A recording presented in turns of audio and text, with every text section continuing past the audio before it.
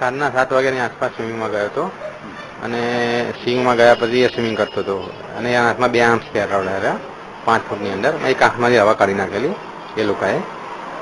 તરતા તરતા એકદમ એ કોઈ હલન ચલન કરવા ના માંડ્યો. મારી વાઈફ સામે જ બેઠેલા એ જોરથી બૂમ પાડીને જોડે પાછા આવ્યા. આજુબાજુમાં કોઈ કોચ હતા નહીં. અંદર 3-4 કોચ હતા પણ આજુબાજુ આની બાજુમાં કોઈ કોચ હતા નહીં. 5 કોચ હાજર હશે સાહેબ બરોબર, પણ 5 કોચમાંથી કેમ એક મારા વંશને કોઈ ના બચાવી શક્યું? એની જોડે તો રહેવું જોઈએ ને કોઈ. એટલે નાના છોકરાને 5 ફૂટમાં મૂકવાની ક્યાં જરૂર છે?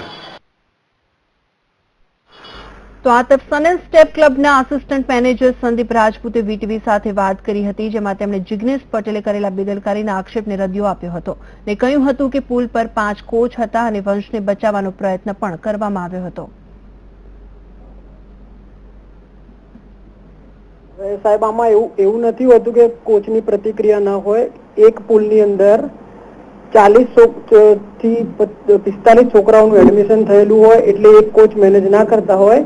એની સામે અમે એ રીતનું પ્રોવિઝન કરેલું હોય કે મિનિમમ 5 કોચ આપણી પાસે અવેલેબલ છે અને 5 કોચ પુલની ઇનસાઇડ હતા.